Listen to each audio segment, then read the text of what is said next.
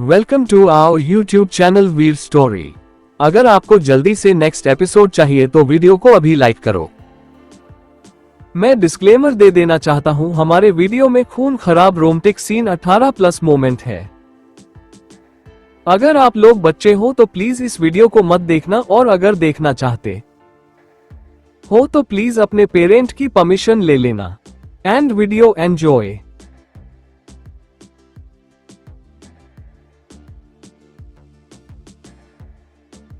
CH-192 बढ़ाई हो। अब तक डॉक्टर माइकल ने बेला का चेक किया। कमरे में रेयांश, आदित्य, नागा और समय थे।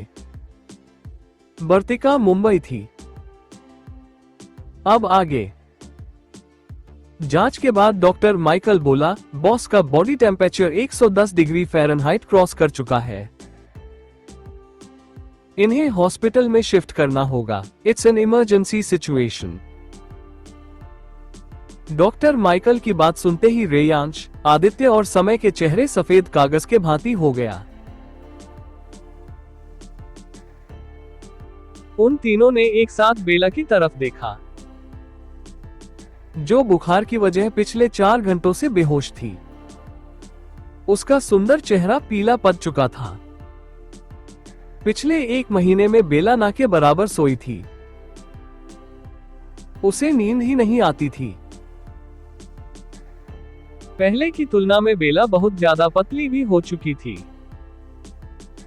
उसका बहुत ज्यादा वेट लॉस हुआ था। रेयांश ने कहा, आपको जो करना है करो डॉक्टर माइकल।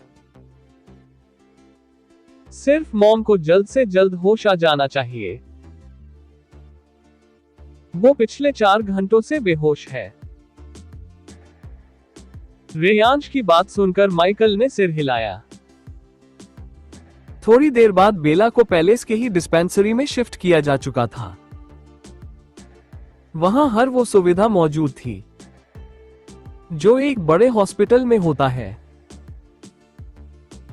हाइड्रेशन के लिए बेला को इफ फ्लूइड्स चढ़ाई जा रही थी। बॉडी टेम्परेचर कंट्रोल करने के लिए कूलन ब्लैंकेट उड़ाया गया था। हालांकि इन सारी ट्रीटमेंट्स का बेला पर कोई खास असर नहीं हो रहा था।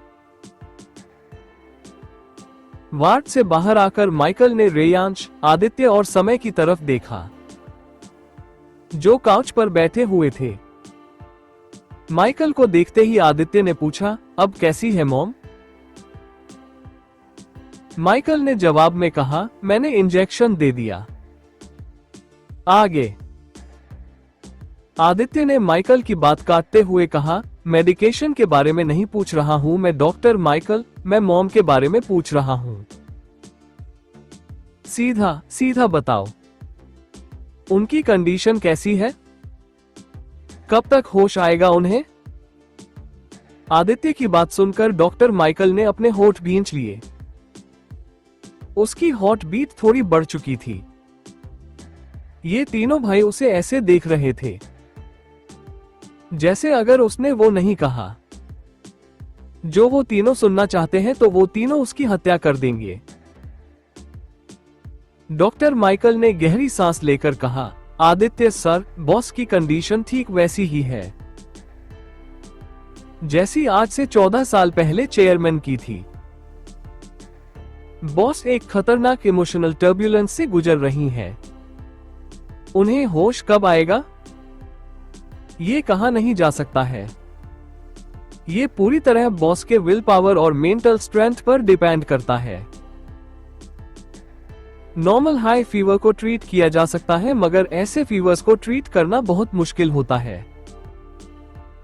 आप तो जानते ही हो 14 साल पहले ऐसे फीवर की वजह से चेयरमैन की क्या हालत हुई थी। डॉक्टर माइकल की बातें सुनते ही आदित्य के माथे पर शिकन की लकीरें उभर आई। उसे आज भी वो वक्त बहुत अच्छे से याद था जब बेला और वर्तिका की मौत के बाद कार्तिक अपने सेंसेस में नहीं था। उस वक्त कार्तिक ना सोता था ना खाता था।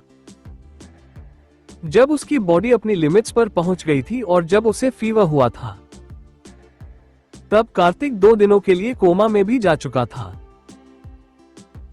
भले ही आदित्य और रेयांश उस वक्त छोटे थे, मगर उन्हें आज भी उन दिनों की सारी बातें याद थी। वो वक्त उनकी जिंदगी का सबसे बुरा वक्त था और एक बार फिर से ऐसा लग रहा था जैसे वो भयानक वक्त वापस लौट रहा था। आदित्य हताशा में काउच पर बैठ गया। इतने सालों बाद उसकी जिंदगी में खुशियां वापस लौटी थी। उसके परिवार ने हंसी खुशी से रहना शुरू ही किया था कि एक बार फिर से उनकी खुशियां दूर जाती गई प्रतीत हो रही थी। अचानक वहां की शांति भंग करते हुए रेयांश का फोन रिंग हुआ। अक्षत उसको कॉल कर रहा था, जो खुद हिमालय गया था कार्तिक को ढूंढने।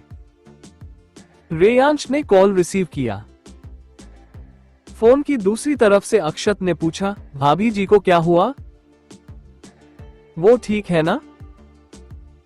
रेयांश ने जवाब में कहा, नहीं वो ठीक नहीं है। उन्हें हॉस्पिटल में एडमिट किया गया है।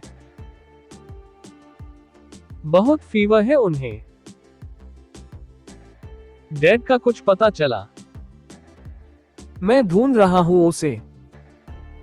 चिंता मत करो। तुम्हारा बाप शैतान। पक्का वो कहीं अकेले बैठा प्लॉटिंग कर रहा होगा, अक्षत ने कहा। अपनी बातों से वो रेयांश को दिलासा देने की कोशिश कर रहा था, जबकि भीतर ही भीतर उसे भी कार्तिक की फिक्र होने लगी थी। फिक्र होती भी कैसे नहीं? कार्तिक पिछले 2 महीनों से लापता था। कोई उसे ढूंढ नहीं पा रहा था। पूरी रात बेला की होश नहीं आया।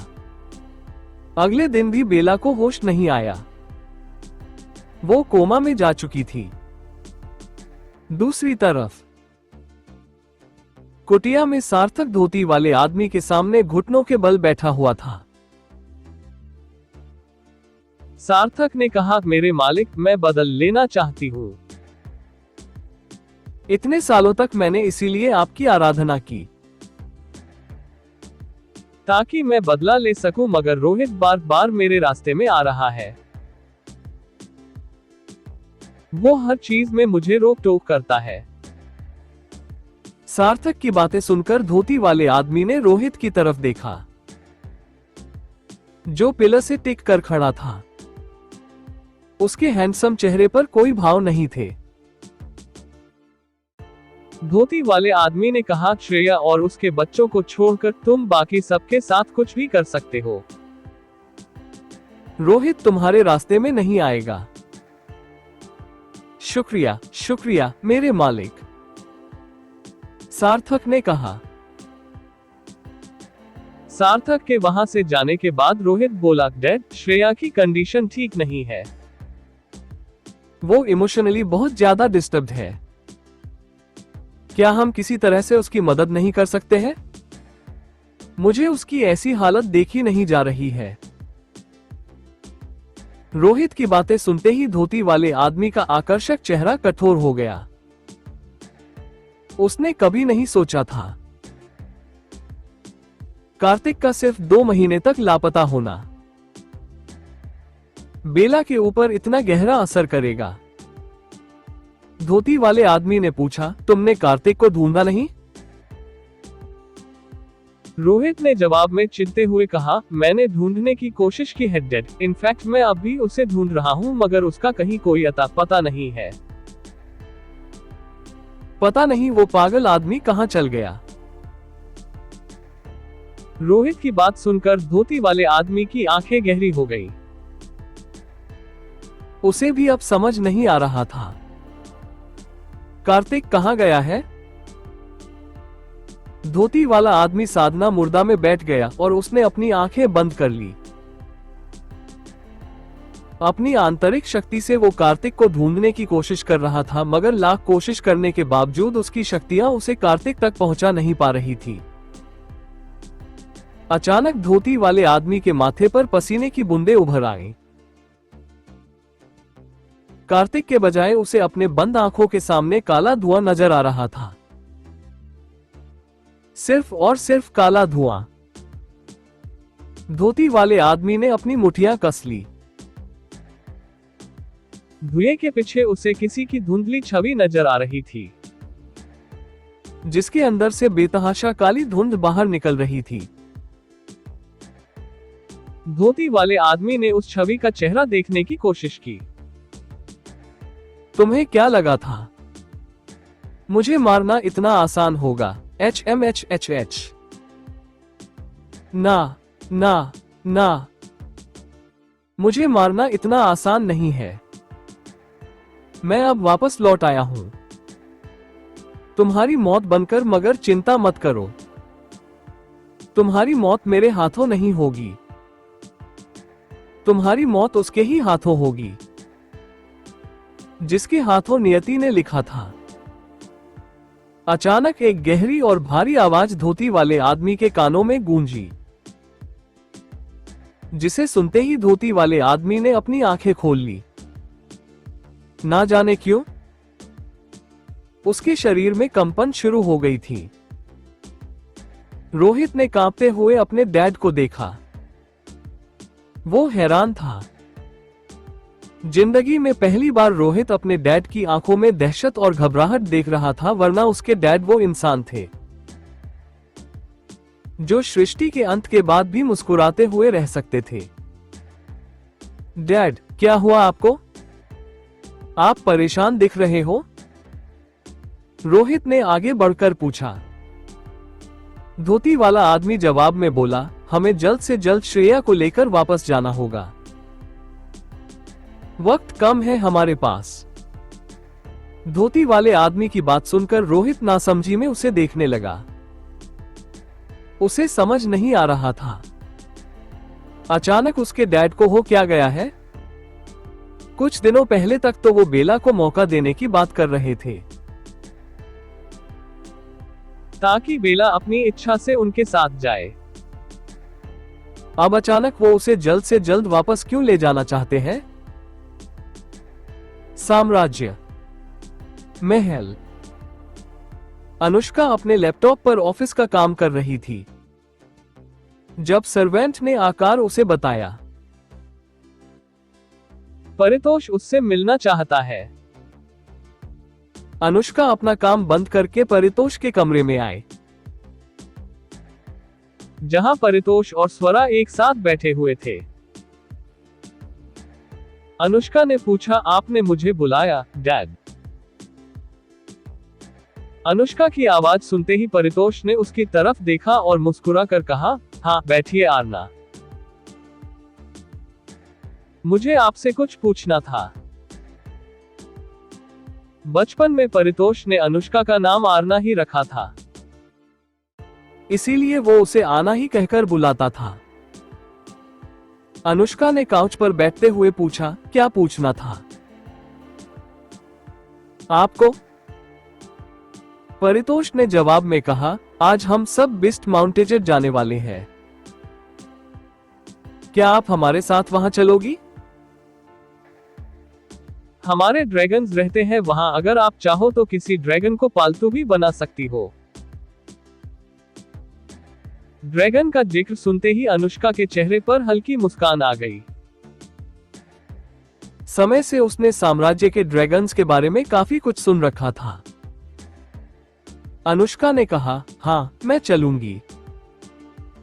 परितोष और स्वरा से थोड़ी देर बात करने के बाद अनुष्का वहां से जाने लगी, मगर दरवाजे के पास पहुंचते ही उसने एकदम से अपने मुंह पर हाथ रख किया और बाहर जाने के बजाय अनुष्का रूम से अटैच्ड बाथरूम में चली गई।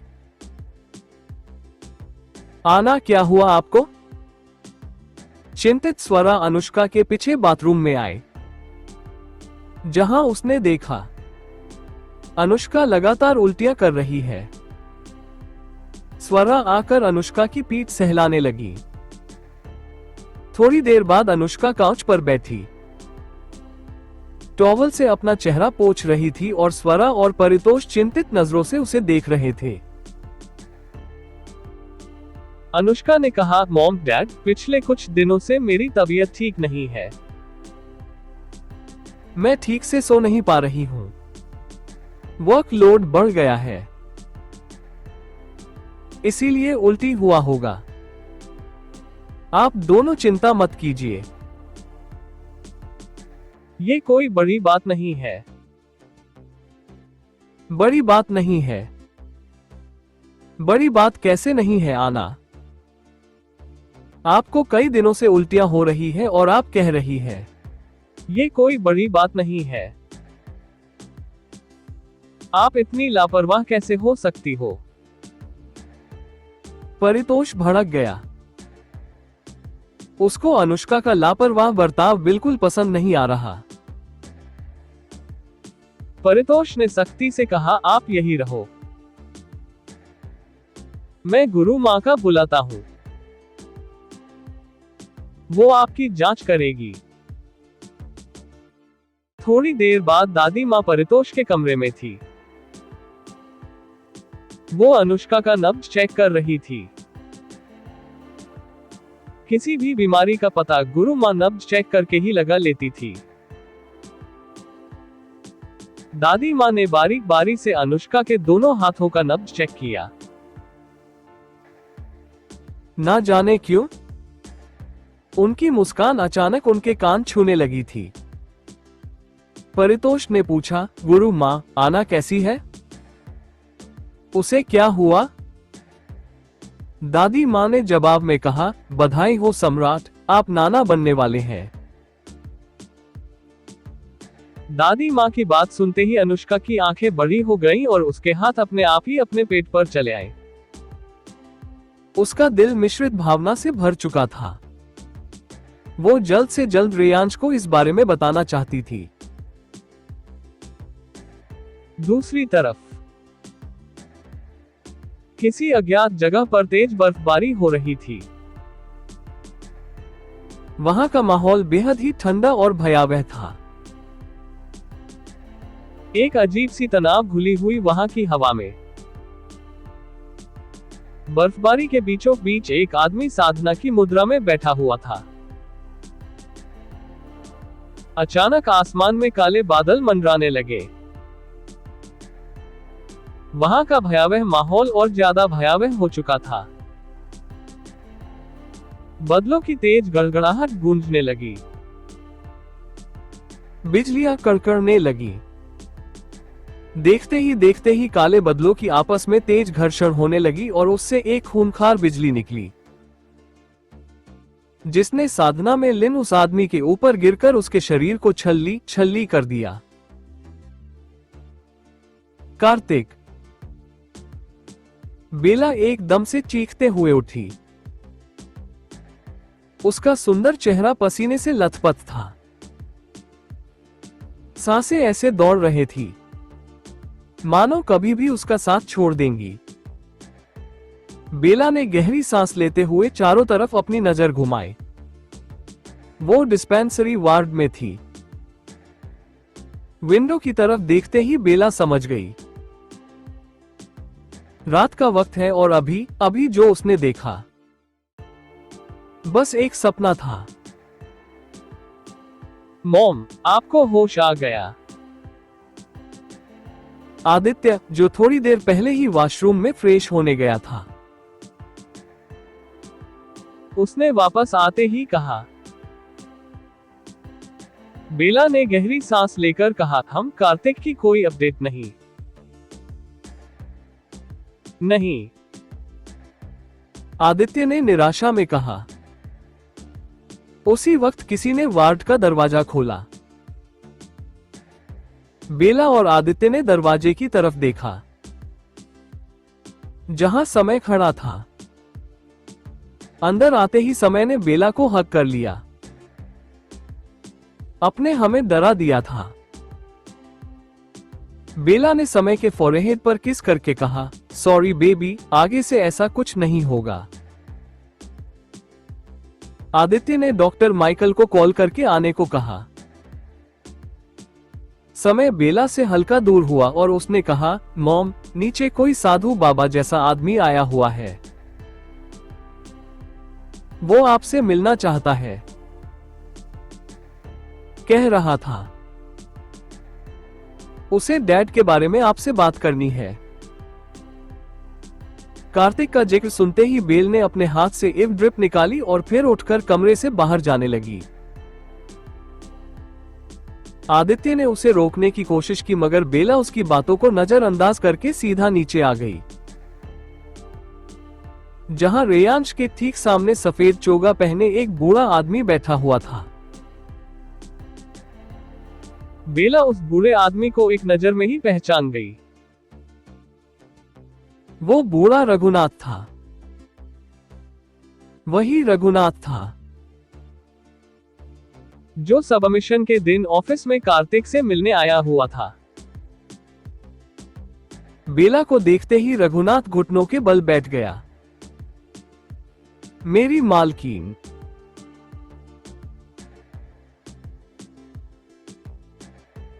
आगे क्या होगा?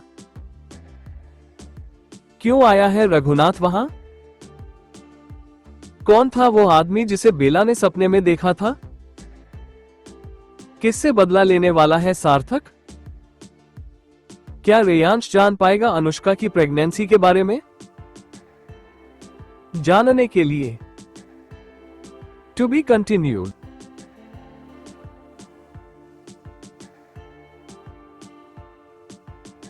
च 193 जख्मी कार्तिक। अब तक समय बेला से हल्का दूर हुआ और उसने कहा, मॉम, नीचे कोई साधु बाबा जैसा आदमी आया हुआ है।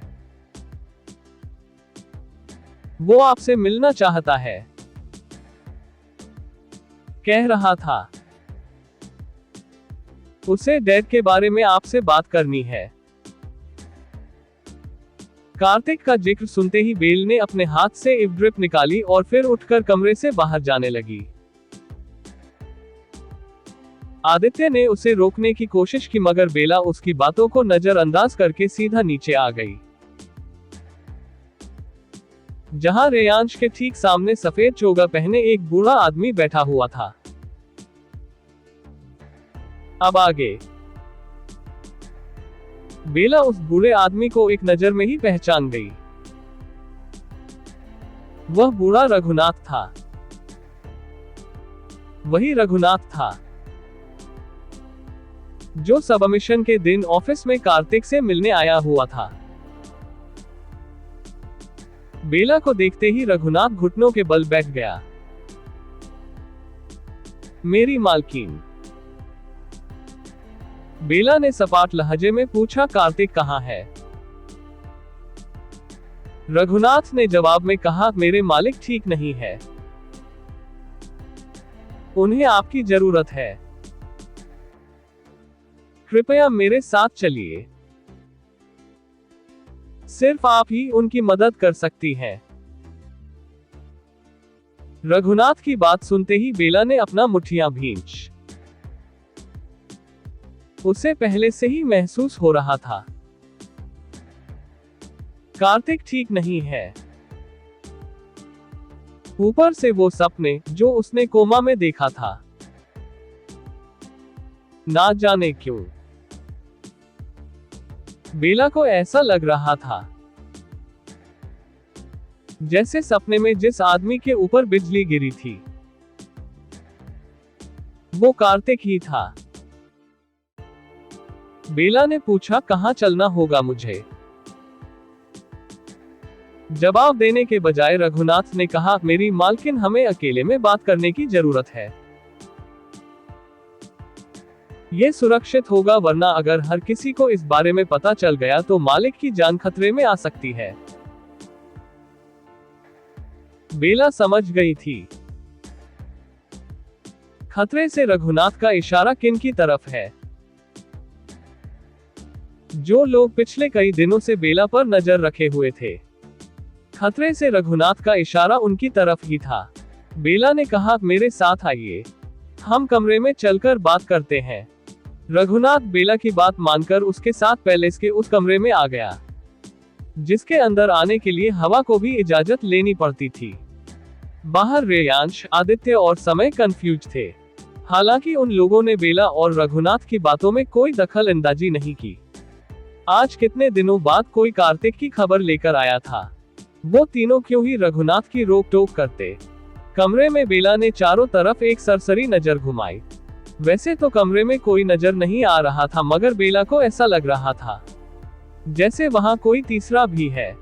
बेला ने धीमे स्वर में कहा, नागा डील करो इसके साथ, मुझे थोड़ी प्राइवेसी चाहिए। बेला की बात सुनते ही नागा, जो कि बेला के हाथों में ब्रेसलेट की तरह लिप्ट हुआ था, तुरंत सफेद सांप बनकर नीचे उतरा और कमरे के एक कोने में चला गया जहां कोई नहीं था। नागा इंसानी रूप में बदला और उसने हवा में हल्का हाथ हिलाया। पलक झपकते ही नागा के हाथ से एक सफेद किरण निकली और उसने उस एरिया का स्पेस सील कर दिया, जिसकी वजह से चारों तरफ धुंध छा गया था। कुछ सेकंड बाद धुंध हटी और सबके आंखों के सामने एक बेहद सुंदर लड़की आई, जो कि लंबे वक्त से अदृश्य अवस्था में बेला पर नजर रख रही थी। नागा ने अपनी कमर पर हाथ रखते हुए पाउट बनाकर कहा, तुम्हें क्या लगता है तुम नागा के मालकिन को छल दोगी? आजकल की अप्सराएं ना जाने खुद को क्या समझती है। लड़की ने नन्हे नागा को घूरते हुए कहा, छोड़ दो मुझे, तुम लोग जानते नहीं हो मेरे मालिक कौन है। देवता ने मुझे यहाँ भेजा है। अगर तुम लोगों ने मेरे साथ कुछ भी किया तो देवता तुम सबको छोड़ेंगे नहीं। लड़की की बात सुनते ही नागा के छोटे होठों के कोने मुड़ गए। नागा उस लड़की को ऐसे देख रहा था जैसे वो किसी मूर्ख को देख रहा हो। नागा हल्का हवा में उड़ा। लड़की के कानों के ठीक पास आकर नागा ने बेहद धीमे स्वर में कहा, मेरी मालकिन देवता का अंश है।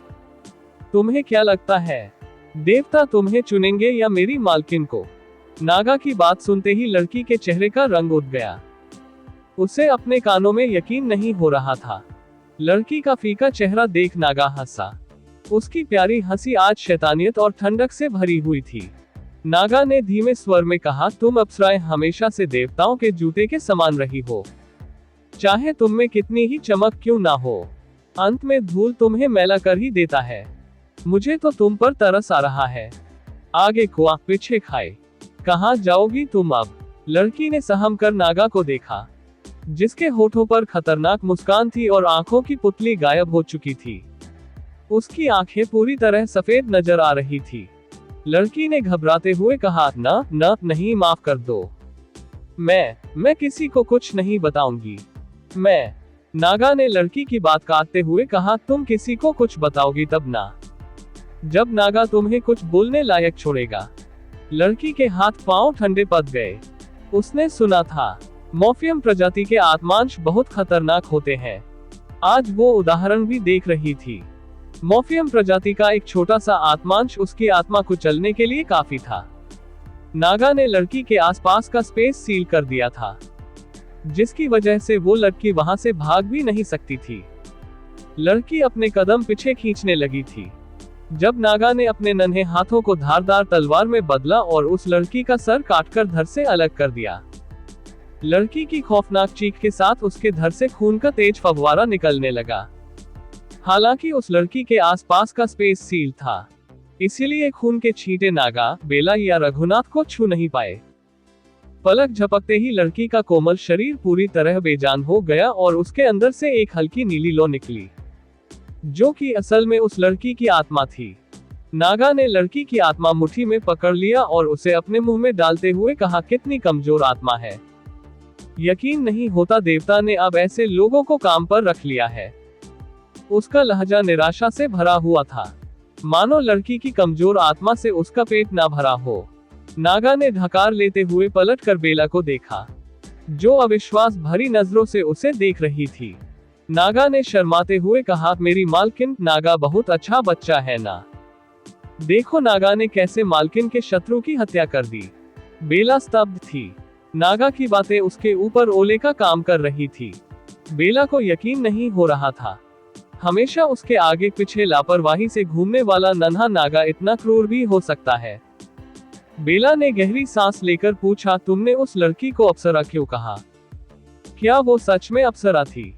नागा ने हाँ में अपना छोटा सा सर हिलाते हुए कहा, हाँ, वो अप्सरा ही थी।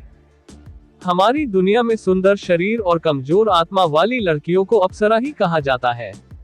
आप बहुत जल्द ये सब जाने जाओगी। बेला ने आगे नागा से कोई सवाल नहीं किया। उसने अपना रुख रघुनाथ की तरफ कर लिया।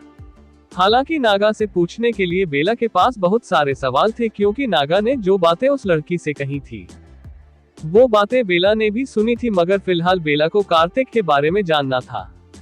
नागा से सवाल तो वो कभी भी पूछ सकती थी। बेला ने रघुनाथ से पूछा, अब आप बेफिक्र होकर मुझे कार्तिक के बारे में बता सकते हो। बेला की बात सुनते ही रघुनाथ ने अपनी छड़ी हवा में घुमाई, जिसकी मदद से वो चलता था।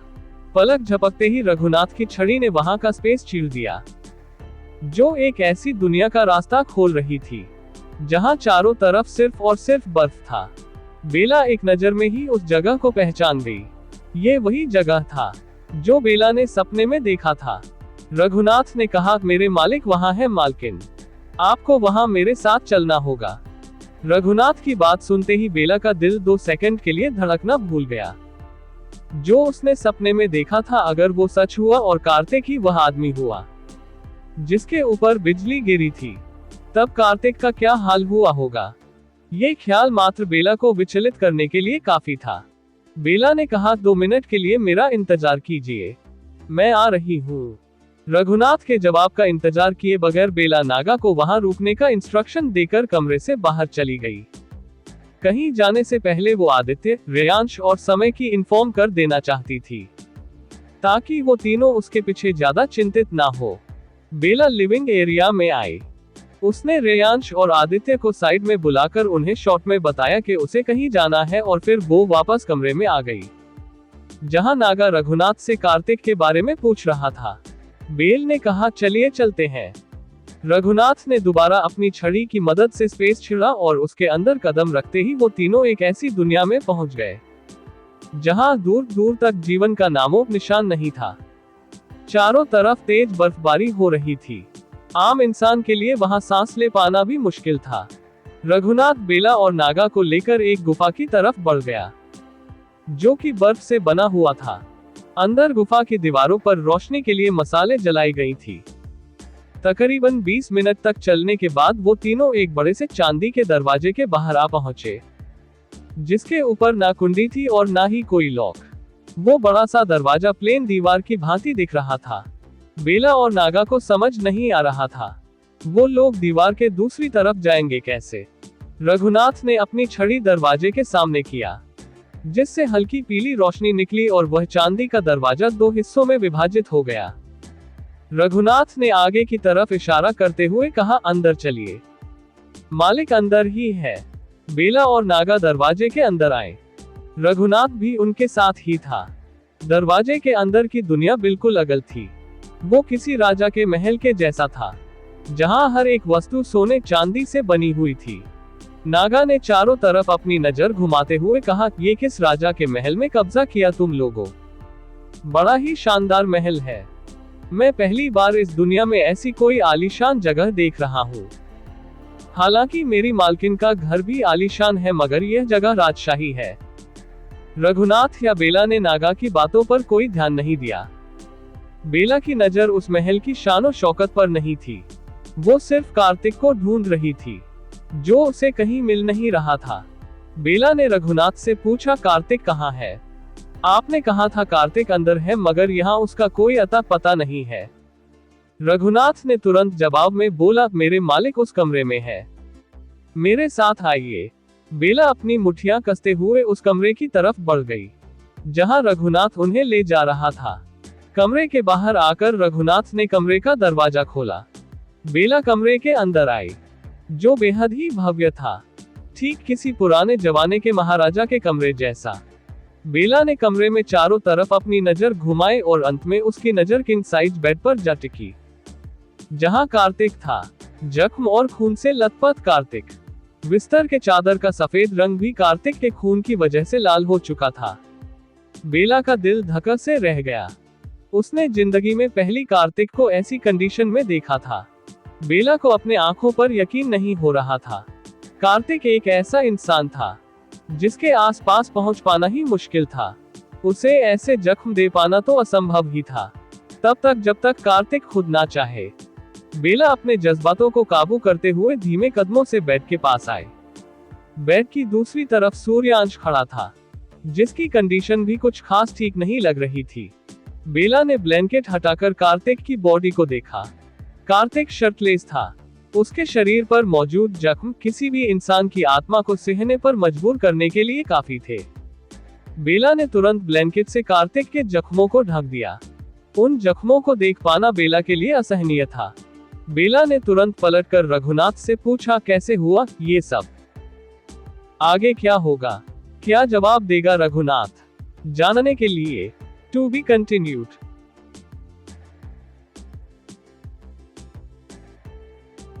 चैप्टर 194 आखिरी रास्ता। अब तक बेला अपने जज्बातों को काबू करते हुए धीमे कदमों से बेड के पास आए। बेड की दूसरी तरफ सूर्यांश खड़ा था, जिसकी कंडीशन भी कुछ खास ठीक नहीं लग रही थी।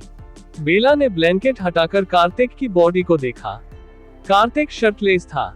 उसके शरीर पर मौजूद जख्म किसी भी इंसान की आत्मा को सहने पर मजबूर करने के लिए काफी थे। अब आगे बेला ने तुरंत ब्लैंकेट से कार्तिक के जख्मों को ढक दिया। उन जख्मों को देख पाना बेला के लिए असहनीय था। बेला ने तुरंत पलटकर रघुनाथ से पूछा, कैसे हुआ ये सब? जवाब देने के बजाय रघुनाथ ने गंभीरता से पूछा, क्या आपको नहीं पता है ये सब कैसे हुआ? बेला ने कोई जवाब नहीं दिया। बेशक वो जानती थी ये सब कैसे हुआ था। कुछ क्षण बाद बेला ने पूछा, वो बिजली कहां से आई थी और वो कार्तिक के ऊपर ही क्यों गिरी? बेला का सवाल सुनकर रघुनाथ के गंभीर चेहरे पर हल्की मुस्कान आ गई। हालांकि उसके लंबे सफेद दाढ़ी की वजह से कोई उसकी मुस्कान देख नहीं पा रहा था। रघुनाथ ने कहा, दरअसल। रघुनाथ ने धीरे धीरे बेला को सारी बातें बतानी शुरू की, जिसे सुनने के बाद बेला ने अपनी मुट्ठियां भींच ली। उसकी सुंदर काली सफेद आंखों में मिश्रित भावनाएं उमड़ आई थी। बात का अंत करते हुए रघुनाथ ने कहा, आपके अंदर एक्वेरियन एनर्जी है, जो पानी की शांत और चांद की तरह शीतल होती है। अगर आप दिल से चाहो तो मालिक ठीक हो सकते हैं। मालिक को बचाने का यह इकलौता और आखिरी रास्ता है। अगर आप मालिक को ठीक नहीं कर पाए तो मालिक नहीं बच पाएंगे। मैंने मालिक को पहले ही कहा था, ये बहुत खतरनाक है, मगर उन्होंने मेरी बात नहीं मानी। उन्होंने किसी की बात नहीं मानी। उनके सर पर जुनून सवार था। रघुनाथ की पूरी बात सुनने के बाद बेला ने अपनी पलकें झुकाकर कार्तिक की तरफ देखा। उसकी सुंदर आंखों में जज्बातों का सैलाब उमड़ आया था। बेला समझ नहीं पा रही थी, उसे इस वक्त खुश होना चाहिए या फिर दुखी होना चाहिए। बेला बेड के सिरहाने बैठ गई। उसके शरीर से अपने आप ही हल्की सफेद चमकीली आभा निकलने लगी थी। उसको देखकर ऐसा लग रहा था मानो कोई परी वंडरलैंड से बाहर निकल आए हो। पिछले 2 दिनों में बेला के चेहरे की जो रंगत उड़ चुकी थी, वो भी धीरे धीरे वापस आने लगी थी। नन्हे नागा ने आह भरते हुए कहा, यकीन नहीं होता, मेरी मालकिन एक शैतान के प्यार में इस हद तक पागल हो चुकी है। नागा से ये सब और नहीं देखा जाएगा। नागा को उल्टी हो जाएगी। नागा की बात सुनकर जहां सूर्यांश जानलेवा नजरों से उसे घूरने लगी, वहीं रघुनाथ की आंखों में चांद सितारों जैसी चमक आ गई थी। उसे देखकर ऐसा लग रहा था जैसे मानो उसने अपनी जिंदगी का आखिरी मकसद पूरा कर लिया हो। पहले रघुनाथ को लगता था उसके मालिक बेवजह एक लड़की के लिए अपनी जान खतरे में डाल रहे हैं। उन्हें ऐसा नहीं करना चाहिए, मगर आज रघुनाथ का समझ आ रहा था क्यों उसके मालिक एक लड़की के लिए इतने पागल थे। बेला की एनर्जी दुनिया की सबसे प्योर एनर्जी मानी जाती थी। उसकी एनर्जी किसी मेथड या लॉजिक के बेसिस पर काम नहीं करती थी। बेला की एनर्जी इमोशंस और थॉट्स के बेसिस पर काम करती थी। फिलहाल बेला के शरीर से उत्पन्न हो रही आभा से पता चल रहा था कार्तिक को लेकर बेला के इमोशंस कितने स्ट्रॉन्ग और प्योर थे। नागा ने देखा था पिछले महीने अक्षत की कंडीशन भी बहुत ज्यादा क्रिटिकल थी, मगर उस वक्त बेला की एनर्जी ऐसे बाहर नहीं आई थी जैसे आज आई थी। उस दिन नागा को बेला के दिल को शांत करना पड़ा था, जिसके अशांत होने की वजह कार्तिक ही था। हालांकि इसका मतलब ये नहीं था बेला को अक्षत की फिक्र नहीं थी। कहीं ना कहीं बेला उस वक्त जानती थी कार्तिक ने अक्षत को बचाने का कोई ना कोई इंतजाम किया होगा, इसीलिए उसने उस वक्त ज्यादा एफर्ट्स नहीं डाले थे और बेला की एनर्जी भी पूरी तरह उसके कंट्रोल में नहीं थी। मगर आज जब बात कार्तिक पर आई, तब बेला ने बगैर किसी के मदद के अपनी एनर्जी को पूरी तरह कंट्रोल और यूज करना सीख लिया था।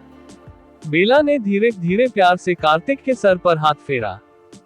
मामले की नजाकत की समझते हुए रघुनाथ ने सूर्यांश की कमरे से बाहर चलने का इशारा किया। वैसे तो नागा कह रहा था, उससे बेला और कार्तिक का PDA public display of affection देखा नहीं जा रहा है, मगर उसकी चमकीली सफेद नीली आंखें बेला और कार्तिक के ऊपर ही चिपकी हुई थी। बाहर जाते वक्त सूर्यांश ने नन्हे नागा को कॉलर से पकड़ा और उसे जबरदस्ती उठाकर कमरे से बाहर ले गया।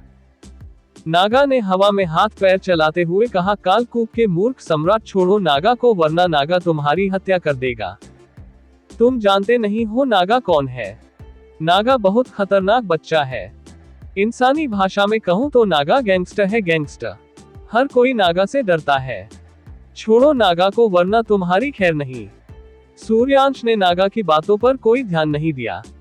कमरे से बाहर आते ही सूर्यांश ने नागा को किसी छोटे बोरी की तरह काउच की तरफ उछाल दिया। नन्हा नागा औंधे मुंह काउच पर गिरा। गुस्से की वजह से उसका छोटा सा प्यारा चेहरा सुर्ख लाल हो चुका था। नागा ने दांत किटकिटाते हुए कहा, तुमने नागा का अपमान किया। आज नागा तुम्हें जिंदा नहीं छोड़ेगा। तुम्हारी मौत आज के बाद नागा से टक्कर लेने वाले लोगों के लिए मिसाल बन जाएगी। सूर्यांश के ऊपर नागा की धमकी का कोई असर नहीं हुआ। अपना एक हाथ कमर पर रखे और दूसरे हाथ की उंगली से अपना माथा मसलते हुए सूर्यांश नागा को ऐसे देख रहा था जैसे वो अपने बदतमीज बेटे को तमीज सिखाने की तरकीब सोच रहा हो। नागा के आंखों की पुतली गायब हो गई।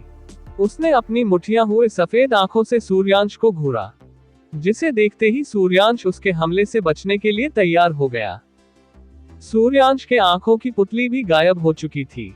उसकी आंखें पूरी तरह काली हो गई थी। नागा और सूर्यांश लड़ाई शुरू करते उससे पहले ही रघुनाथ ने उन दोनों को फटकार लगाई, जिसे सुनकर नागा और सूर्यांश दोनों ही रुक गए। रघुनाथ ने दोनों को डांटते हुए कहा, क्या तुम दोनों बेवकूफ हो? ऐसी गंभीर परिस्थिति में भी तुम दोनों को लड़ने का सूझ रहा है। जाओ जाकर मालिक और मालकिन के लिए कुछ खाने को तैयार करो। उन दोनों ने कई दिनों से कुछ नहीं खाया, नहीं ऊर्जा की जरूरत होगी उन दोनों को। रघुनाथ की बात सुनकर सूर्यांश और नागा एक दूसरे को घूरते हुए किचन की तरफ चले गए। उन दोनों को देखकर लग ही नहीं रहा था वो दोनों एक दूसरे से पहली बार मिल रहे हैं। उन्हें देखकर ऐसा लग रहा था मानो दोनों जन्मों जन्मांतर के शत्रु हो। रघुनाथ ने गहरी सांस लेकर कमरे के बंद दरवाजे को देखा। अचानक उसके होठों पर अजीब सी मुस्कान उभर आई। रघुनाथ धीमे स्वर में बुदबुदाया, असली खेल तो अब शुरू होगा। कमरे के अंदर बेला ज्यो कार्तिक का सर सहलाती जा रही थी। कार्तिक के शरीर पर मौजूद गहरे जख्म भरते जा रहे थे। बिस्तर का चादर भी दोबारा से सफेद हो चुका था। बेला की पलकें झुकी हुई थी और वो खामोशी से कार्तिक को देख रही थी। झुकी पलकों के नीचे उसके आंखों के कोने हल्के लाल होने लगे थे। देखते ही देखते सुबह से दोपहर हो गई। कार्तिक के जख्म भर चुके थे मगर उसे अब तक होश नहीं आया था। बेला फ्रेश होकर वापस कमरे में आई। रघुनाथ बेड के बगल में खड़ा कार्तिक की नब्ज जांच कर रहा था। बेला ने पूछा, कार्तिक को होश कब तक आएगा? रघुनाथ ने जवाब में कहा, जख्म तो भर चुका है मगर होश आने के बारे में कुछ कहा नहीं जा सकता है। कुछ घंटों में भी होश आ सकता है और कई दिनों बाद भी। बेला ने हल्का सिर हिलाया। वो कार्तिक के जख्म भर जाने से भी संतुष्ट थी। दूसरी तरफ रोहित हल्के चिंतित भाव के साथ धोती वाले आदमी के पास आया, जो पहाड़ी के किनारे पर खड़ा था। रोहित ने पीछे की तरफ अपना दोनों हाथ बांधते हुए कहा, डैड, श्रेया पता नहीं कहाँ चली गई है। उसका कहीं अता पता नहीं चल रहा है। कनिका भी मारी गई। हम ये भी पता नहीं कर पाए किसने उसे मारा है। कनिका से रोहित का इशारा उसी अप्सरा की तरफ था जिसका नागा ने सर धड़ से अलग कर दिया था। धोती वाले आदमी की काली सफेद आंखें गहरी हो गई, जिसमें न जाने कितने ही राज और रहस्य दफन थे। धोती वाले आदमी ने ऊपर आसमान की तरफ देखा, जहां काले बादल मंडरा रहे थे। मौसम हर बीतते पल के साथ खराब हो रहा था। बिजलियां भी कड़कड़ने लगी थी। धोती वाले आदमी ने धीमे स्वर में कहा, मुझे लगता है वो वापस आ चुका है। धोती वाले आदमी की बात सुनते ही रोहित के चेहरे का रंग उठ गया। एक अजीब सी बेचैनी नजर आने लगी थी उसकी आंखों में। रोहित बोला, नहीं ऐसा नहीं हो सकता है डैड, आपको जरूर कोई गलतफहमी हुई होगी। उसके वंशज को हमने अपने हाथों से मारा था, वो वापस नहीं आ सकता है। ऐसा हो ही नहीं सकता है, यह असंभव है। धोती वाले आदमी ने कोई जवाब नहीं दिया, वो गहरी सोच में डूबा हुआ था। मुस्कान उसके होठों से गायब थी और गंभीरता ने उसकी आंखों में घर बना लिया था। काफी वक्त बाद धोती वाला आदमी बोला, श्रेया को जल्द से जल्द ढूंढो। अगले 2 दिन के अंदर हम वापस जा रहे हैं। देर रात को कार्तिक की पलकों में हल्की हलचल हुई और कार्तिक ने धीरे से अपनी आंखें खोली। कुछ पल तक सीलिंग को घूरने के बाद कार्तिक ने अपनी पलकें झुकाई। बेला उसका हाथ पकड़े हुए स्टूल पर बैठे बैठे सो गई थी। उसका सर कार्तिक के हाथ पर था और उसके सुंदर चेहरे को बालों के कुछ लटों ने ढक रखा था। कार्तिक लंबे वक्त तक खामोशी से बेला को देखता रहा। उसके बाद उसने अपनी उंगली से बेला के चेहरे पर बिखरे बालों को कान के पीछे किया। कार्तिक के कठोर उंगलियां का स्पर्श महसूस करते ही बेला ने अपनी बंद आंखें धीरे से खोली और उसकी नजर सीधा कार्तिक की गहरी नीली आंखों से जा मिली। कार्तिक ने उसका सर सहलाते हुए कहा, तुम ऐसे क्यों सो रही हो? बॉडी पेन शुरू हो जाएगा, ऊपर आकर सो जाओ। बेला जवाब में कुछ नहीं बोली। खामोशी के बीच बेला कार्तिक को ऐसे देख रही थी जैसे इस कार्तिक को वो पहचानती ही ना हो। कार्तिक ने गहरी सांस लेकर बेला को कमर से पकड़ा और उसे अपने पास खींच लिया। बेला ने उसका कोई विरोध नहीं किया। उसका पतला शरीर पत्ते की तरह कार्तिक की बाहों में झूल गया था। बेला कार्तिक के ऊपर आ चुकी थी। कार्तिक ने उसे अपने सीने से लगाते हुए कहा, सो जाओ वाइफी। हर बार की तरह बेला इस बार उसकी बात मानकर नहीं सोई। बजाय इसके बेला ने अपना सर उठाया और वो कार्तिक को देखने लगी, जो अपनी पलकें झुकाए उसे ही देख रहा था। कार्तिक ने बेला के गाल पर हाथ रखते हुए पूछा, क्या हुआ? नींद नहीं आ रही है? अगर नहीं आ रही है तो कह दो, मैं सोने में तुम्हारी मदद कर सकता हूँ। मेरे पास बहुत सारे ऐसे तरीके हैं जो तुम्हें कल दोपहर तक सोने के लिए मोटिवेट कर देंगे। कार्तिक की बातों का मतलब बेला अच्छे से समझ रही थी, मगर आज शर्म के बजाय उसके होठों पर हल्की मुस्कान आ गई, जिसमें एक साथ अनगिनत जज्बात छिपे हुए थे। बेला ने कार्तिक के सर से अपना सर जोड़ते हुए कहा, तुम पागल हो, तुम सच में पागल हो कार्तिक। कार्तिक ने जवाब में कुछ नहीं कहा। अपनी आंखें बंद करते हुए उसने बेला की कमर पर अपनी पकड़ मजबूत कर दी। कुछ सेकंड्स बाद अचानक कार्तिक को अपने गाल पर गर्म गीलापन महसूस हुआ। कार्तिक ने तुरंत अपनी आंखें खोल दी। उसके आंखों के ठीक सामने बेला का सुंदर चेहरा था। बेला की आंखें बंद थी और उसके एक कोने से आंसू की बूंदें झलक कर कार्तिक के गाल पर गिरा था। आगे क्या होगा? क्यों किया कार्तिक ने ये सब? कहाँ जाने की बात कर रहा था धोती वाला आदमी? किस खेल की बात कर रहा था रघुनाथ? जानने के लिए टू बी कंटिन्यूड।